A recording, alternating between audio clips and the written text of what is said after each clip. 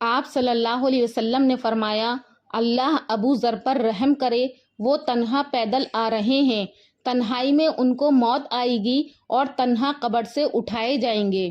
السلام علیکم دوستو، آج میں آپ کی خدمت میں حضرت ابو ذر غفاری کے اسلام لانے کا واقعہ اور ان کی زندگی کے حالات لے کر حاضر ہوئی ہوں کہ کس طرح سے انہوں نے مکہ کے باہر سے آ کر اسلام قبول کیا تھا۔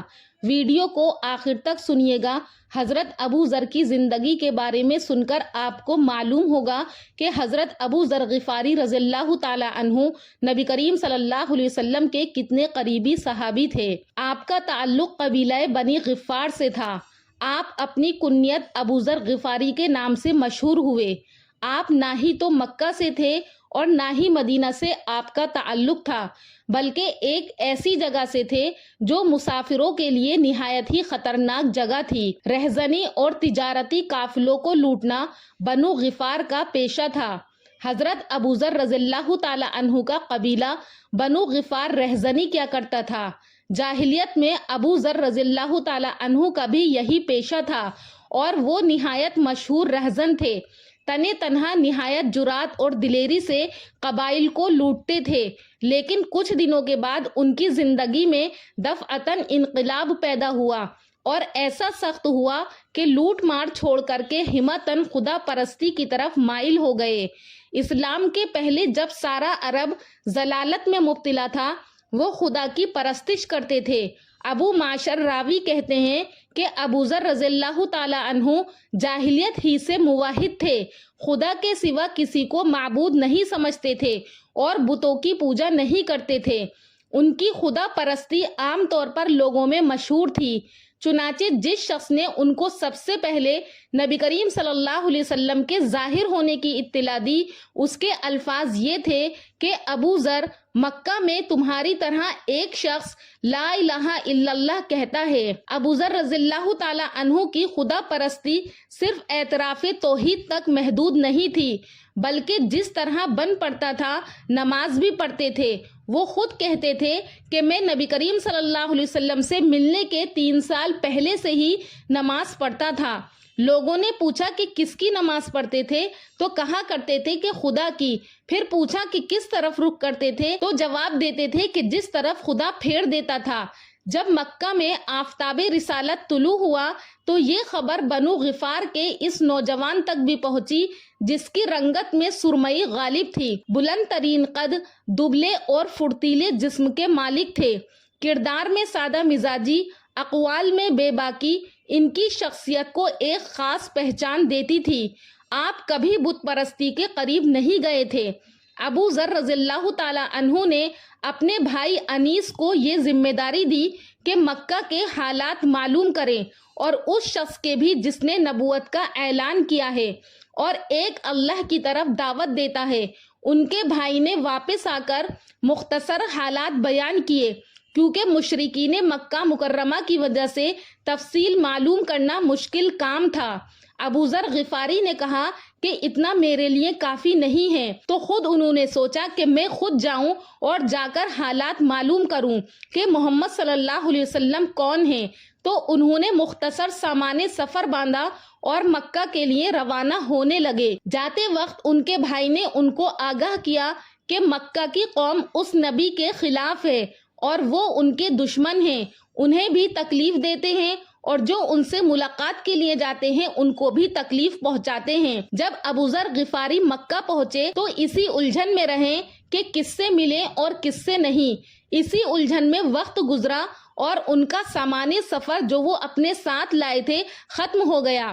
اسی حالت میں ایک جگہ سے گزر رہے تھے کہ ان کی نظر ایک معتبر شخصیت پر پڑی جو مسکینوں کو کھانا کھلا رہے تھے۔ دیکھنے پر بہت ہی بھلے آدمی معلوم ہوتے تھے۔ جیسے ابو ذر رضی اللہ تعالیٰ عنہ نے غور کیا، ویسے ہی انہوں نے بھی ابو ذر پر غور کیا۔ وہ ابو بکر رضی اللہ تعالیٰ عنہ تھے۔ انہیں ابو بکر رضی اللہ تعالیٰ عنہ اپنے گھر لے گئے اور خوب مہمان نوازی کی۔ 3 دن گزر گئے لیکن ابو ذر غفاری نے ان کے سامنے کچھ ذکر نہیں کیا، کیونکہ ابو ذر غفاری اب بھی الجھن میں ہی تھے۔ آخر ابو بکر نے ان سے پوچھ لیا، نہ تو تم تاجر نظر آتے ہو، نہ ہی تمہارے آنے کی وجہ معلوم ہوتی ہے، تمہارا مقصد کیا ہے اور تمہاری منزل کیا ہے؟ یہ سن کر ابو ذر غفاری رضی اللہ تعالیٰ عنہ نے ہمت باندھی اور کہا کہ وعدہ کرو کہ جو میں سوال کروں اس کا صحیح جواب دو گے اور مجھے تکلیف نہیں پہنچاؤ گے اور یہ راز راز ہی رکھو گے۔ تو ابو بکر صدیق رضی اللہ تعالیٰ عنہ نے وعدہ کیا۔ ابو ذر رضی اللہ تعالیٰ عنہ نے ان سے مکہ آنے کا ارادہ بیان کیا اور یہ اللہ کی منشا تھی کہ آپ ابو بکر صدیق رضی اللہ تعالیٰ عنہ کے مہمان تھے، اور ابو بکر رضی اللہ تعالیٰ عنہ بلا تاخیر انہیں آپ صلی اللہ علیہ وسلم کے پاس لے کر گئے۔ آپ صلی اللہ علیہ وسلم نے ان کے سامنے جب قرآن پڑھا تو بے ساختہ ابو ذر رضی اللہ تعالیٰ عنہ نے درمیان میں ہی کلمہ پڑھ کر گواہی دی، جس سے آپ صلی اللہ علیہ وسلم بے حد خوش ہوئے۔ ان کی بے باکی کا پتہ اس بات سے چلتا ہے کہ ابو ذر رضی اللہ تعالیٰ عنہ نے مشرکین مکہ کے درمیان بآواز بلند مسلمان ہونے کا اعلان کیا، جس سے قریش بھڑک اٹھے اور مشرکین نے آپ کو بہت تکلیف پہنچائی۔ لیکن آپ صلی اللہ علیہ وسلم کے چچا عباس رضی اللہ تعالیٰ عنہ، جو کہ ابھی ایمان نہیں لائے تھے، درمیان میں حائل ہو گئے اور کہا کہ یا معاشرت القریش، کہ یعنی اے قریش کے لوگوں، یہ شخص بنو غفار سے تعلق رکھتا ہے جہاں سے ہمارے تجارتی قافلوں کا گزر ہوتا ہے۔ تو یہ سنتے ہی سب خوف سے پیچھے ہٹ گئے کہ کہیں ہمیں لوٹ نہ لیا جائے۔ اس طرح ابو ذر رضی اللہ تعالیٰ عنہ مشرکین کے چنگل سے چھوٹے۔ اور دوسری روایت میں یہ واقعہ حضرت علی رضی اللہ تعالیٰ عنہ کے ساتھ بیان کیا گیا ہے کہ حضرت علی رضی اللہ تعالیٰ عنہ حضرت ابو ذر غفاری کو اپنے ساتھ لے گئے تھے۔ تو اس طرح سے یہ ان کے ایمان لانے کا واقعہ ہے کہ انہوں نے بے دھڑک ایک دم اسلام قبول کیا اور سب کے سامنے اس کا اظہار بھی کر دیا۔ تو ان کا اظہار کرنے کو قریش کے لوگ ان کی تاب نہ لا سکے اور ان کو بار بار تکلیف پہنچاتے تھے، لیکن آپ صلی اللہ علیہ وسلم کے چچا ان کو بار بار بچاتے تھے اور یہ کہتے تھے کہ یہ ابو ذر جو ہے قبیلہ غفار سے تعلق رکھتا ہے، تو اس لیے قریش کے لوگ کیا ہے ان کو چھوڑ دیتے تھے۔ آپ اسلام لانے والے 5ویں یا 6ٹھے شخص تھے اور بیرون مکہ سے آ کر اسلام لانے والے پہلے شخص تھے۔ آپ صلی اللہ علیہ وسلم سے پہلی ملاقات میں السلام علیکہ یا رسول اللہ، یہ الفاظ سب سے پہلے ابو ذر غفاری رضی اللہ تعالیٰ عنہ نے استعمال کیے۔ آپ صلی اللہ علیہ وسلم کے کہنے پر آپ نے اپنے علاقے میں جا کر دعوت دی۔ آپ کے خاندان سمیت اکثر لوگ ایمان لے آئے، بقیہ تب ایمان لے کر آئے جب آپ صلی اللہ علیہ وسلم مدینہ میں تھے۔ آپ صلی اللہ علیہ وسلم نے بنو غفار کے لیے دعا فرمائی تھی کہ اے اللہ بنو غفار کو بخش دے۔ ایک دفعہ ایک صحابی ابو ذر رضی اللہ تعالیٰ عنہ کے کمرے میں آئے تو حیران رہ گئے، سارا کمرہ خالی پڑا تھا۔ تو پوچھا کہ آپ کی ضروریات کا سامان کہاں ہے؟ تو آپ نے فرمایا کہ وہ سب سامان میں نے اپنے محل میں محفوظ رکھا ہے۔ تو حضرت ابو ذر غفاری نبی کریم صلی اللہ علیہ وسلم کے ساتھ غزوات میں بھی شامل ہوتے آئے ہیں۔ جب آپ صلی اللہ علیہ وسلم غزوہ تبوک کو جانے لگے، چونکہ یہ غزوہ بڑی سخت گرمی میں ہونا تھا، لمبا سفر تھا اور جنگلوں کو طے کرنا تھا اور مقابلہ بھی بہت بڑی فوج سے تھا، اس لیے آپ صلی اللہ علیہ وسلم نے مسلمانوں سے صاف صاف فرما دیا تھا تاکہ دشمن کے مقابلے کے لیے پوری تیاری کر لیں۔ یہ اصحاب کے لیے ایک آزمائش تھی۔ یہ سفر اتنا دشوار تھا کہ اونٹ بھی تھک کر نکمے ہو جانے تھے۔ اس سفر میں اگر کوئی پیچھے رہ جاتا تو اس کی اطلاع آپ صلی اللہ علیہ وسلم کو دی جاتی۔ ایک مرحلہ ایسا آیا کہ ابو ذر رضی اللہ تعالیٰ عنہ پیچھے رہ گئے تو اس کی اطلاع آپ صلی اللہ علیہ وسلم کو دی گئی، تو آپ صلی اللہ علیہ وسلم نے فرمایا کہ جانے دو، اگر ان کی شرکت سود مند ہے تو اللہ تعالیٰ ان سے تم کو ملا دے گا، اور اگر اس کے خلاف ہے تو اللہ نے تم کو ان سے مطمئن کر دیا ہوا تھا۔ ہوا یہ کہ ابو ذر رضی اللہ تعالیٰ عنہ کا اونٹ تھک کر بیٹھ گیا۔ آپ نے بلا تاخیر اپنا سامان اپنی پیٹھ پر لادا اور اسی طرح پیدل نبی کریم صلی اللہ علیہ وسلم کے پیچھے چل پڑے، اور آپ صلی اللہ علیہ وسلم کسی اور منزل پر ٹھہرے ہوئے تھے تو ایک صحابی کی نظر دور سے آتے ہوئے ایک شخص پر پڑی۔ انہوں نے آپ صلی اللہ علیہ وسلم کو اطلاع دی تو آپ صلی اللہ علیہ وسلم نے فرمایا کہ ابو ذر ہوں گے۔ شناخت کرنے پر پتہ چلا کہ ابو ذر ہی ہے، تو آپ صلی اللہ علیہ وسلم نے فرمایا کہ اللہ ابو ذر پر رحم کرے، وہ تنہا پیدل آ رہے ہیں، تنہائی میں ان کو موت آئے گی اور تنہا قبر سے اٹھائے جائیں گے۔ زید بن وہب رضی اللہ تعالیٰ عنہ فرماتے ہیں کہ میں ربضہ سے گزر رہا تھا کہ ابو ذر رضی اللہ تعالیٰ عنہ دکھائی دیے۔ میں نے پوچھا کہ آپ یہاں کیوں آ گئے ہیں؟ تو انہوں نے جواب دیا کہ میں شام میں تھا۔ معاویہ رضی اللہ تعالیٰ عنہ سے میرا اختلاف قرآن کی آیت کہ جو لوگ سونا اور چاندی جمع کرتے ہیں اور انہیں اللہ کی راہ میں خرچ نہیں کرتے، اس کے متعلق ہو گیا تھا۔ معاویہ رضی اللہ تعالیٰ عنہ کا کہنا یہ تھا کہ یہ آیت اہل کتاب کے بارے میں نازل ہوئی ہے، اور میں یہ کہتا تھا کہ اہل کتاب کے ساتھ ہمارے متعلق بھی یہ آیت نازل ہوئی ہے۔ اس اختلاف کے نتیجے میں میرے اور ان کے درمیان کچھ تلخی پیدا ہو گئی، تو چنانچہ انہوں نے عثمان رضی اللہ تعالیٰ عنہ جو کہ ان دنوں خلیفہ تھے، ان کے یہاں میری شکایت لکھی۔ تو حضرت عثمان غنی رضی اللہ تعالیٰ عنہ نے مجھے لکھا کہ میں مدینہ چلا آؤں۔ چنانچہ میں چلا آیا۔ وہاں جب پہنچا تو لوگوں کا میرے یہاں اس طرح ہجوم ہونے لگا جیسے انہوں نے مجھے پہلے دیکھا ہی نہ ہو۔ پھر جب میں نے لوگوں کے اس طرح اپنی طرف آنے کے متعلق عثمان رضی اللہ تعالیٰ عنہ سے کہا تو انہوں نے فرمایا کہ اگر مناسب سمجھو تو یہاں کا قیام چھوڑ کر مدینہ سے قریب ہی کہیں اور جگہ الگ قیام اختیار کر لو، وہی رہا کرو۔ یہی بات ہے جو مجھے یہاں مکہ چھوڑ کر ربضہ تک لے آئی ہے۔ اگر وہ میرے اوپر ایک حبشی کو بھی امیر مقرر کر دیں تو میں اس کی بھی سنوں گا اور اطاعت کروں گا۔ اسی ویران مقام پر آپ نے اپنی بیوی اور خادم کے ساتھ وقت گزارا۔ آخری وقت میں دونوں کو وصیت کی کہ مجھے مرنے کے بعد غسل دے کر اور کفنا کر جنازہ سڑک پر رکھ دینا، اور جو کوئی یہاں سے گزرے ان سے کہنا کہ یہ ابو ذر رضی اللہ تعالیٰ عنہ صحابی رسول کا جنازہ ہے، آپ تدفین میں ہماری مدد کریں۔ یہ کہہ کر آپ دنیا سے رخصت ہو گئے۔ اس کے بعد آپ کی وصیت پر عمل کیا گیا اور آپ کے جنازے کو تیار کر کے راستے کے کنارے پر رکھ دیا گیا۔ اتفاقاً کچھ ہی دیر بعد وہاں سے عبداللہ ابن مسعود رضی اللہ تعالیٰ عنہ اہل عراق کی ایک جماعت کو لے کر عمرے کے ارادے سے مکہ کے لیے اسی راستے سے گزر رہے تھے۔ انہوں نے اچانک جنازہ دیکھا تو اس وقت ابو ذر رضی اللہ تعالیٰ عنہ کا خادم قافلے کے قریب آیا اور کہا کہ یہ ابو ذر رضی اللہ تعالیٰ عنہ صحابی رسول کا جنازہ ہے، آپ تدفین میں ہماری مدد کریں۔ یہ سننا تھا کہ عبداللہ ابن مسعود رضی اللہ تعالیٰ عنہ زارو قطار رونے لگے۔ پھر عبداللہ ابن مسعود نے واقعہ تبوک کا ذکر کیا کہ نبی کریم صلی اللہ علیہ وسلم کی بات ابو ذر رضی اللہ تعالیٰ عنہ کے متعلق آج بالکل سچ ہو گئی۔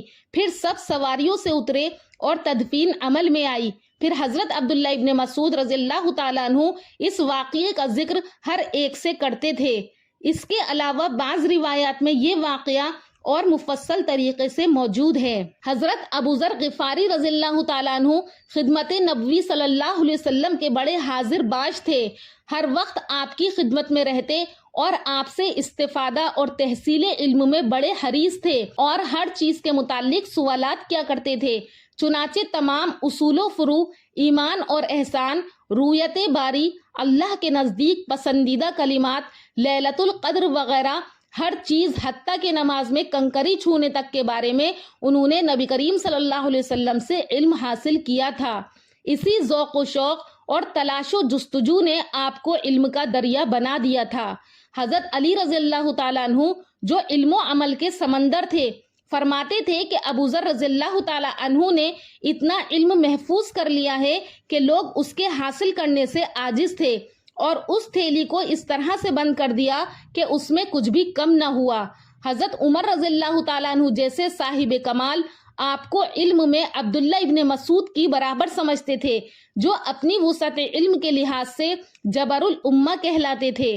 آپ کی مرویات کی تعداد 281 ہے، ان میں 12 متفق علیہ ہیں اور 2 میں بخاری اور 7 میں مسلم منفرد ہیں۔ ابو ذر غفاری رضی اللہ تعالیٰ عنہ کو ذات نبوی کے ساتھ جو شیفتگی تھی اس کا اظہار لفظوں میں نہیں ہو سکتا۔ ایک مرتبہ آپ نے نبی کریم صلی اللہ علیہ وسلم سے عرض کیا کہ یا رسول اللہ، آدمی کسی ایک جماعت سے محبت کرتا ہے لیکن اس کے جیسے اعمال کی طاقت نہیں رکھتا، تو آپ نے فرمایا ابو ذر، تم جس شخص سے محبت رکھتے ہو اسی کے ساتھ رہو گے یا اسی کے ساتھ ہو۔